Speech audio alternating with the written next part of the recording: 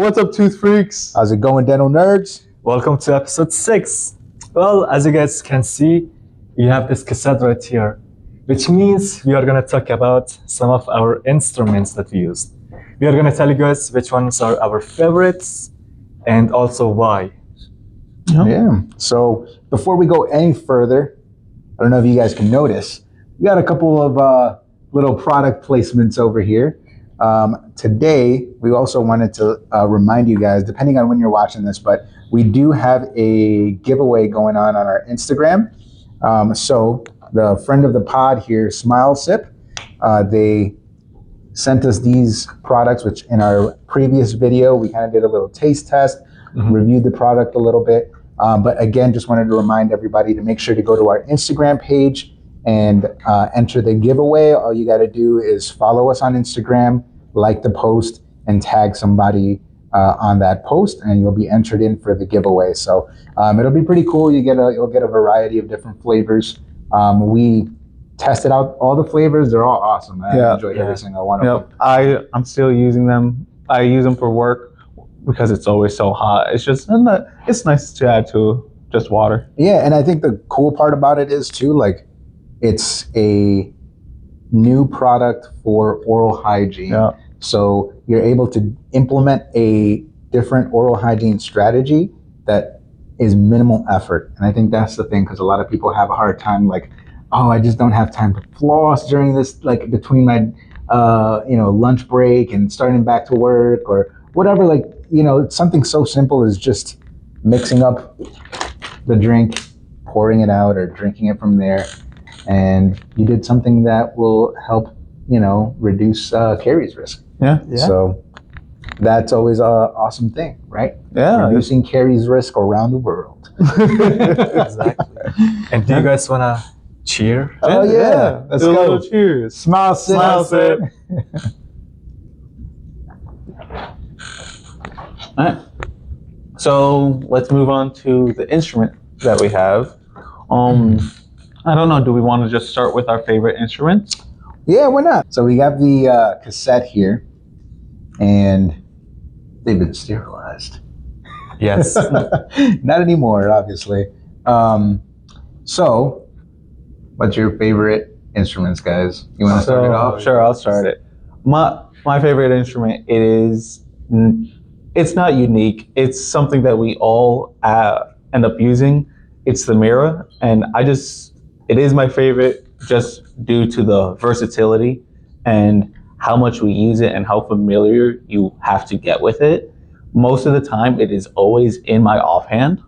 So the mirror helps with indirect vision, indirect illumination, retraction as well. So you can pull the gum tissue away, the cheek tissue away from the teeth, so that you can actually do some instrumentation in the posterior sextants. And it's just an instrument that you get so familiar with so quickly. So it did end up becoming one of my favorite instruments. Nice. Oh, nice. Yeah, I think this is one of the most important instruments, because without it, you can't really work on the lingual surfaces. No. So yeah, good choice, Avi. I think, what's cool about it too is, like, that's something that you can do to practice at home, not even with the instruments, just indirect vision, like you said, because that can be something that's a little challenging if you've never done indirect vision before with anything. Definitely when we first started with the instruments, it was hard. Like, because you got to be looking through the mirror to see where you're working. So sometimes you'd be thinking you're going one direction, but you're not really, or you're thinking, we'll probably get into this more later, but your angulation or adaptation, you think, oh, this is how I'm angulating, and you're thinking it's right, but it's just the indirect vision from the mirror that is messing you up in the beginning. And it's something you do got to get used to.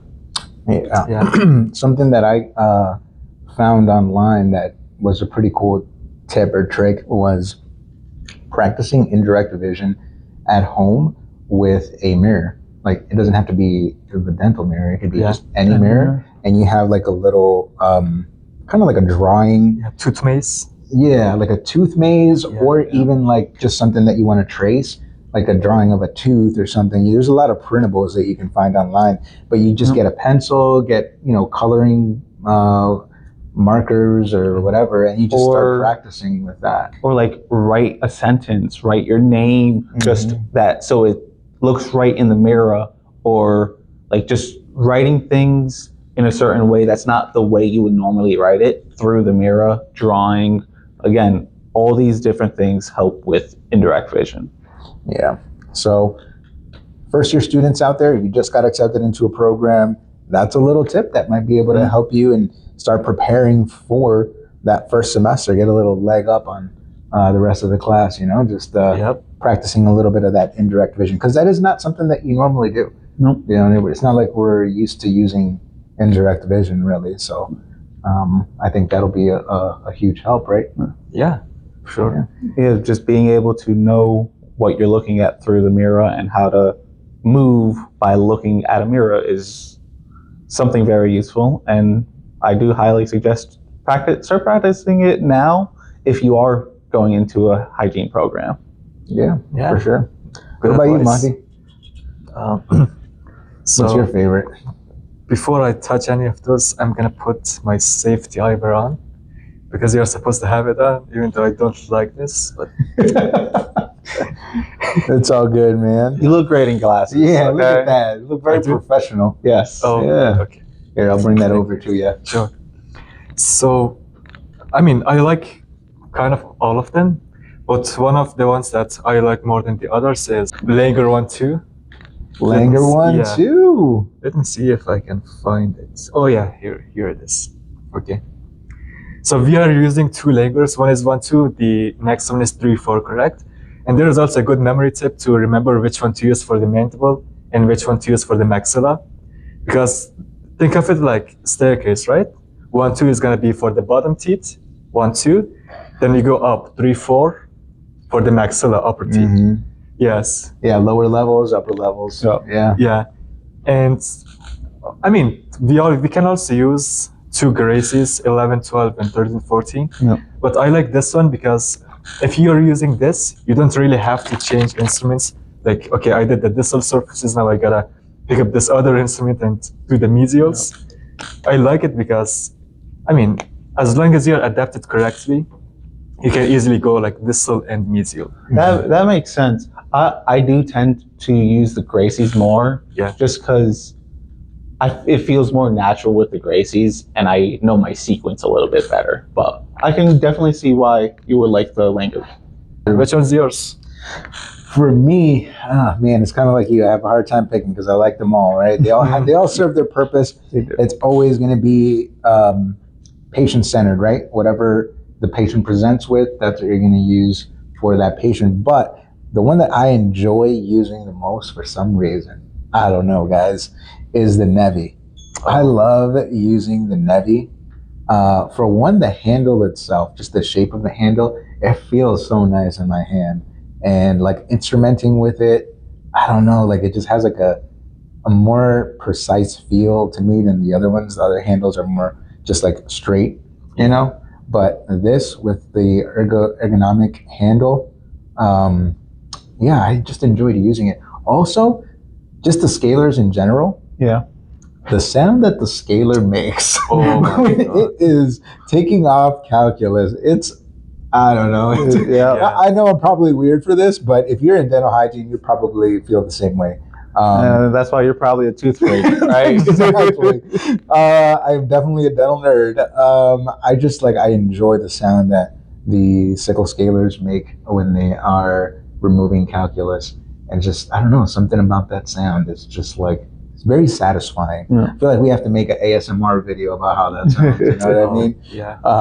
But yeah, that's my favorite, I think. Specifically, like I said, the handle. But the Nevi is definitely one of my go-tos. And then a close second for me is going to be the 1314, the Gracie 1314. Well, what we were talking about the other day was like, when you're in first year, right, you learn how to use it, what it was designed for, right? So it was designed for the distal surfaces of the posterior teeth, than 1314. However, it is not only used for that. It can be used for other surfaces. We haven't learned that yet, so we're not going to share anything we don't know. Yeah. But that is apparently one of the, something that you should know. We just did a little trivia night with student RDH, and that came up on there. That was one of the questions, like, which out of these instruments, which ones can only be used in this section? And we thought it was 1314 because that's what we learned. Obviously, like that's what it's designed for. But it is not only used in there; it can be used in other areas. But I don't know why I always like using that one. I like saying the name of 1314. I like saying Gracie 1314. Oh, let me get that Gracie 1314. A lot of the names are just fun to say, and it helps with memorizing them and understanding which each one is used for. So that's always fun. Yeah. Yeah, wait, I thought you liked the 6/7 scalar. 6/7. Like that one? Are you trying to make a 6/7 joke? Is that what that was? No. Oh man. Sure. Yeah. Okay. There was so many instances where 6/7 came up throughout our first. Oh my god! I think like the first week when 6/7 was like really popular. Yeah. We were introduced to this, and I swear I heard like a couple people go 6/7 in the back, and like, oh my god, it's so funny and it's so fun, and I love our class. Yeah. Oh man, there is one instrument that everybody sleeps on though, guys. Wow. Cotton tip applicator. Oh, dude.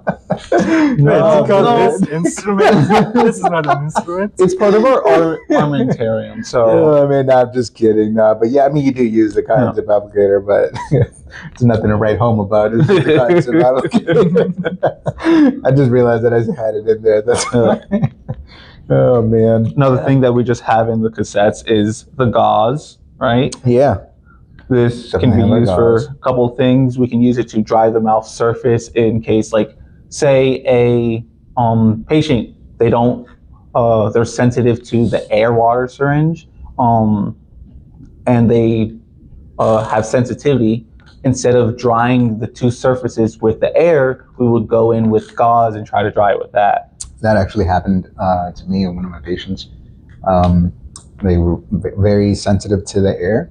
And I had to use the gauze. Yeah, obviously I always try to make sure I have at least 3 in here. No. I don't know why I always like do at least 3. Most of the time I have 4, just because I'm like, just in case. But yeah, I had to do that. I think 3 is a good number. Yeah, I had to dry with the gauze because they were like super sensitive to the air. Yeah. But yeah, obviously, and that's patient-centered care. That's part of what it is. Patient-centered care is always going to be important. You always tailor your treatments to the patient. So, Yeah, and I think for the gauze, another use is when you kind of use it to retract the teeth to check the lateral surfaces. I think without the gauze, I mean, yes, you can use your retract gloves. the tongue? Yeah. Okay. Yeah. Gotcha.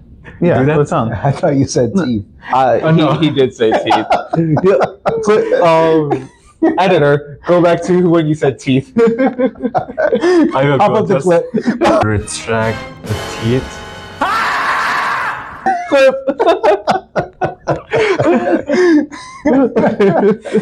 Bro, you guys are too funny. Oh man, but yes, when you retract the tongue, you're right. Yes. Yeah. Yep. They one of the tricks for that one too was like rolling it, like opening it up. Yeah. And then rolling it like this, and then wetting it a little bit with the water, so it doesn't like, Definitely want to dry wet their it. tongue super bad. And then you can I think kinda, it opens a little further actually. I mean, if you open it I all just the did it way, like you can that. like like Yeah, this. one stretch more it, and yeah. then go the long ways. Yep. Oh, look at that. And then See? you got a lot of surface to work with now. Yo, you learn more things every day. I didn't even know that. I always just did the one fold out. Are you kidding me, man? Yeah, that's all I did. No, it does work. And it worked. Yeah. It's not like, most of the time it wasn't like super like big. I would just kind of like hold it. Yeah. And then obviously like retract the tongue. But that's cool. I didn't know you could do that. And then just gives you a little bit more surface There to you work go. with now. Hey guys, here you go. Industry secrets. Look at that. Now you can actually stretch it even more. Man, that's dope. I would say, let's see, another piece of instrumentation that is going to be very important is going to be this bad boy back here. Yeah. Our sharpening card. Yep. Obviously, depending on your program, what you use to sharpen, it's going to vary by program, but some sort of sharpening tool is going to be very important because sharp instruments are crucial to proper treatment to get the best possible treatment for our patients. So you want to make sure that your instruments are always sharp to be able to treat properly.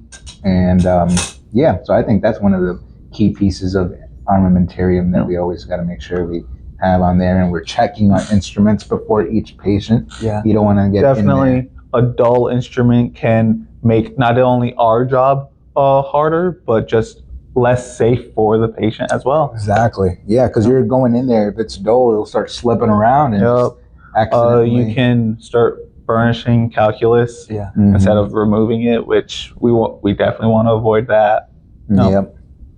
Quick, guys, how do you check to see if an instrument is sharp? Me? Yeah. The first thing I do is, it's the easiest, right? You got reflection check. Yeah. Yeah, because a sharp edge doesn't reflect light. Does not reflect the light. Yes. If it's sharp, it shouldn't reflect light, and if it's dull, you'll see it, the light being reflecting right on the cutting edge. That's what we're talking about. Yeah. The other sure way to check, like Javi took out right here, is acrylic. Acrylic. It is acrylic. Yep, that's exactly what it is. It's acrylic. Okay. Oh, perfect. We figured it out.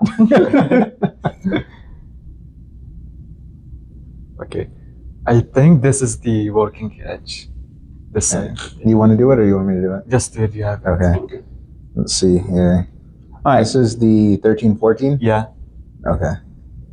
So we're going to test the sharpness of the 1314 on our acrylic test tube thing. So this is the lower 1/3, but you want to test all all sides of it, right? So you want the heel third, middle third, and then the lower 1/3. Let's be quiet for a second so they can hear what is going on and what we're trying to listen for. That's true, yeah. So you just kind of like if you were instrumenting on a tooth, all right? You got your modified pen grasp, and then you kind of pull up, and it'll catch. See how it's like started to slip a little bit, so it might be a little dull there, but pretty good so far. Then you can turn it and do the other side too, and make sure you got the right working end. And then same thing, heel third, middle third, and lower 1/3.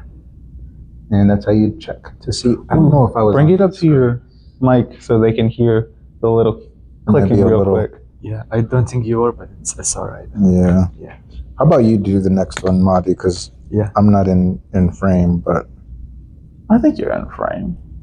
I think the MacBook is. Yeah. You just tested this one. I'm gonna test the 1-2. Okay. Which one do you want? The Gracie? No, Langer 1-2. Oh, you want the Langer one too? Yeah. This one has 2 functional cutting edges. That's true. So we don't have to figure out the correct one to test. Yeah. Okay, guys, I'm gonna bring it closer to my mic. So it's gonna be ASMR as long as it's sharp. So hopefully it's sharp. Hey, just be careful with your face. Don't worry. So you gotta have modified pen grasp. You gotta adapt it properly and just go up.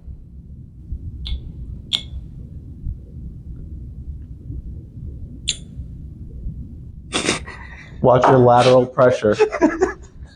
You don't want to apply too much lateral pressure. That's good. I think we're good. It is too sharp. It was like sticking, so I had to apply more. Just slip. Well, if it's sharp, then it sticks, and that's all you want to do. You don't want to force it. It's literally just like if you were instrumenting on a tooth. And you want to adapt to the acrylic tube just like you're adapting to a tooth. Yeah, exactly. Okay, it is sharp. I wonder how people are gonna like that. Yeah. But that's pretty much, we have a lot of instruments here. A lot of instruments. Another really important one is the air water syringe that we have. Very true. Take that out. Take that out of here. Wait, it reminded me of something. targeted air. Targeted air. That's what I was gonna say. Yeah, here, you wanna hold that one? Yeah. So the air water syringe, this is just it goes onto one of our tubes that we have in our cubicle, and we connect it, and it gives us air and it gives water. But this is very useful for targeted air, like you're saying, to dry the tooth surface so that we can correctly actually adapt and feel the surface of the tooth. Because when there is saliva, it's more slippery, and it does cause increased risk of slipping when you are on the tooth surface. Just any time you're using an instrument, really, we want to always be using targeted air. Right. I gotta say, you cannot overemphasize the importance of using air when you're treating a patient, because when you're first doing it in the first semester and you're just working with the dental form, it's hard to really understand. Yeah. You're like, I mean, I just got to make sure I, hit the air, and then I'll just do my test or whatever. I do think, like, at the beginning of the semester, a lot of people were like really surprised how much more air we have to use. Yeah. And just, it's different than a dental form when you're working with a live patient. Exactly. And it really does make a huge difference, because it highlights, you can start to see where that calc is. You can see, it's like, oh man, there's a lot right here that I didn't even notice because it was just with the saliva. It kind of just blends into the tooth. That's true. You don't really see the difference in it until you hit it with that targeted air, and then it's like, boom, night and day. You're like, oh man, I gotta get all this stuff off any right calculus here that's on the supragingival areas on the tooth surfaces, you can just see it if you dry the tooth enough. So, and when you're using targeted air too, if you use it right along the edge of that tissue, it actually will retract the tissue a little bit, and you can get like a little view into the actual periodontal pocket. So that's pretty cool too. But yeah, that's a very, very important piece of your armamentarium for sure. So that's cool, man. I'm glad you brought that up. And I want to say, this is one of the pieces that goes missing the most. It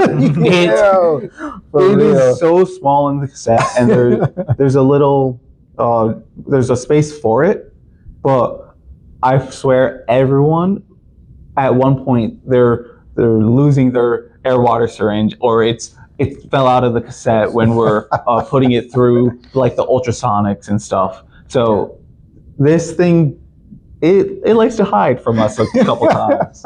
But yeah, man, that definitely happened to me, where I'm like, I swear I put that air water syringe in my cassette, and then it comes back and it's gone. Like, what happened? And I have to go. It'll fall out sometimes. Yeah, I have to go in there and search for it. It's just, it's a pain. You ever open your cassette and not have an air water syringe in it? Yeah, that's what I'm saying.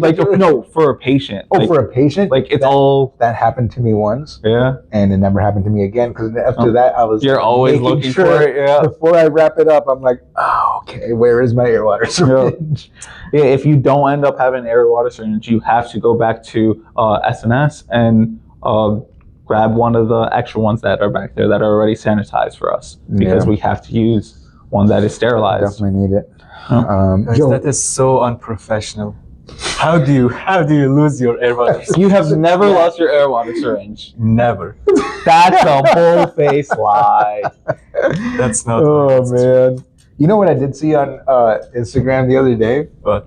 There was somebody talking about how there was a patient that sent them a X-ray because they had to go to either urgent care or one of the medical facilities, because the air water syringe showed the X-ray and it had like the air water syringe within their either it was in the lung or like down their like esophagus or something. Like, it was crazy, because I guess the air water syringe wasn't clicked in all the way, because if you notice on here, it has all these ridges, right? Yeah. So when you press it in, if you don't press it in all the way and it doesn't lock, it'll pop off. So what they did apparently is that they didn't have it clicked in all the way, and they pressed to the air, and the patient had the mouth open, and it just just went all the way down. Really? But I think they were using like the plastic, disposable ones, and that's why it just went straight down because it's like, plastic. Yeah. Okay. But that's crazy. That's insane. If that were to happen. Wow. Oh my gosh. Oh man. Yeah. So always make sure it's all the way. What would that be called? Like I don't know. Occupational exposure. Is it? I don't think it is. I don't know. Isn't occupational exposure? It's an emergency of sorts. It is. Oh no! Choking. We gotta review that. Oh, that was something we definitely went over. We gotta review that. But yeah, that's crazy. Insane. Yeah. Yeah, you guys are fine, and don't worry about it. You lose it somewhere, it's okay. At least it's not in the patient's stomach.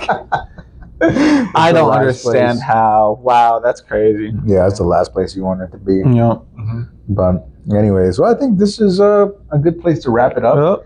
Yep. Everybody, thank you so much for watching. Like, comment, and subscribe. Share the video. Anything we gotta add?